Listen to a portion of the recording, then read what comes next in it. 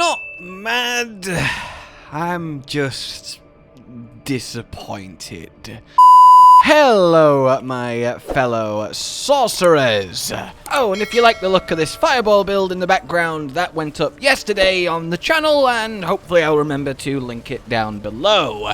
It's a fun one. How are we feeling then about our upcoming new unique ring? The Malignant Ring Tal Rasha's Iridescent Loop. Our choice of the 5 new rings, one for each class of course, and we don't care about what the other classes are getting, though they all got some really interesting, actually, fun, game-changing ones, especially Druid and Necromancer, and what we got was numbers! Yay! Okay, look, I shouldn't get ahead of myself. Purely power-wise, literal strength, damage increase to build, it's a really almost annoyingly good piece of gear. I just kinda was hoping for maybe something a little bit more interesting. But then again, out of the 4 choices for Sorcerer, because they were never going to do one of the general powers like Barber or Revenge, well, 2 of them are absolutely hot garbagely anticlimactic in Spellbreaking and Spite, so that really does kinda leave Tal Rasha and Omnipower.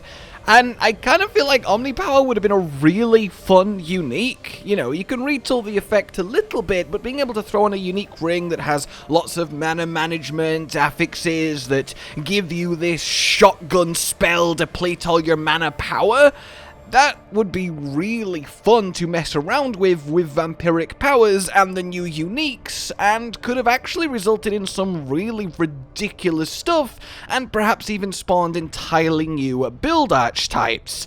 So that's why I say I'm disappointed, because I'm not disappointed in the power of the ring we've got, and we'll get into it, but I am saddened it's not Omnipower, because ultimately that's the single most interesting, fun, and unique Malignant Heart out of every single one they made, and playing Omnipower Chain Lightning was an absolute joy in Season 1, and let me be honest with you, there was very few joys to be had in Season 1. So, yeah, that's how I feel on the power choice. But, what do we think then about the actual ring that we have gotten?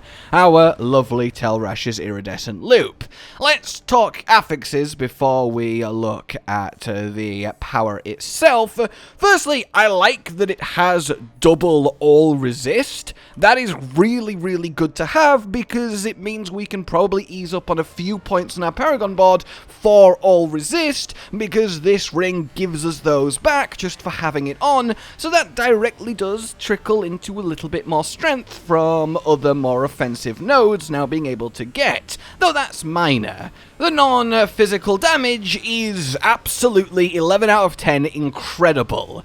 Pumping pure non-physical damage as its own damage modifier is one of the single best ways to gain damage on a sorcerer. It's why we take every single non-physical damage node we can get with both the starter board and then the enchantment master board, which will feature in every sorcerer build, and in both those boards we put glyphs that amp up the non-physical damage nodes, because getting as much non-physical damage as possible is what you should always be doing, because it makes that much of a difference. So getting an extra, this load more of it, presumably this is level 1, right? So at upgrade 5 we might be looking at 35-40% more non-physical damage.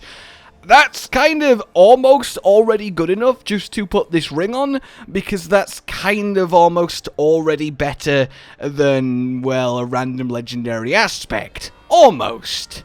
The lucky hit chance is the weakest thing on here. It's not bad, some builds do like it. Sadly, Ball Lightning doesn't really care about lucky hit chance, and of course that's the builds everyone is thinking about when it comes to this ring, but it's also not horrible.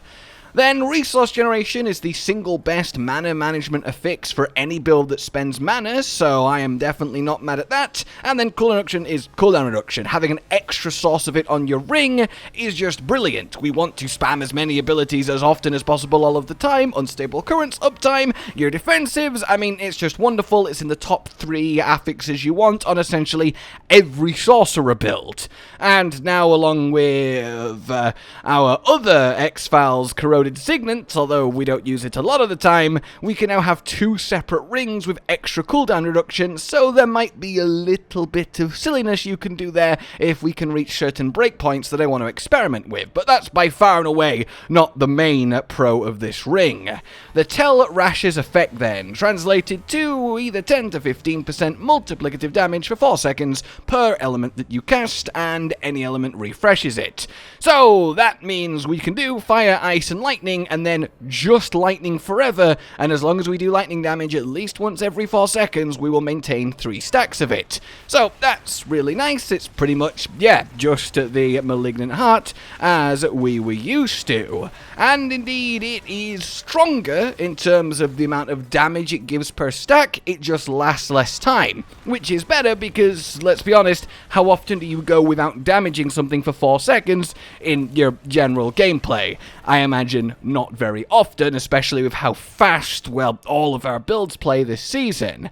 To loop back then, that damage is, yeah, really good. 15% multiplicative per element? If you only have 2 different elemental damages, then that's 30% multiplicative damage on everything. That is better than Aspect of Control, and Aspect of Control is one of our best aspects. That's better than Conceited Aspect, and that's one of our best aspects. So, on top of the affixes being that good, it's kind of hard to see a world in which this doesn't feature in kind of nearly every Sorcerer build. I mean, unless you are running something that's incredibly aspect hungry, like maybe Ice Shards that I'm cooking up for you guys, but even then, you sort of aren't going to lose a lot from this, and hell, if you get a Nightmare Dungeon with the Poison Dodge, that actually is a 4th stack on top of Lightning, Fire, and Cold, as Poison counts towards the elemental stacking. And I do have an idea to use this ring to turn a currently kind of garbage vampiric power into perhaps a godlike one that I can't wait to experiment too. Ultimately, the biggest downside is if you are running an exceedingly crit-focused build, not having both crit chance and crit damage from your ring is a fairly notable downside, but I still think the overall damage gain will likely be worth it. At the very least, a lot of experimenting needs to happen with this ring when it comes to just the pure numbers it produces, because I think the results are going to be very, very impressive. Either way, I will be bringing you the best version of Ball Lightning that uses this ring as soon as possible once they're in game and I've got my hands on it, because I think it improves that already insanely broken best build just in the game in a way that is quite unbelievably significant. Bottom line here, I just sort of wanted to chime in and give my thoughts on our new ring. Ultimately, it's the boring choice, but in terms of actual power to it, it's kind of really, really strong and is going to be a serious contender just in Sorcerer builds full stop going forward, as just having essentially that much extra permanent multiplicative damage on everything is amazing, on top of some premium affixes that we can't normally get just in general, and some of them on rings in general. It really is kind of exciting in that sense, because number gonna get bigger, and really, number gonna get bigger is all we care about. I would love your thoughts on it too, how you feel about it as a concept and how powerful you think it's going to be, and it's something that I am definitely at the very least looking forward to fiddling around with. For now then, like if you've enjoyed this, subscribe and hit the bell for more, consider supporting the future of the channel on Patreon down below, and until we meet again, a goodbye. Josh, Cotton, and Hollow with the videos, dropping the humor like a hammer on your tippy toes, bringing entertainment on a daily arrangement to take our insanity and turn it into entertainment. Yes, I said entertainment twice, to reiterate that it is nice to look into your faces on a mostly daily basis when you let us in your homes to make the whole world a stage. Goodbye.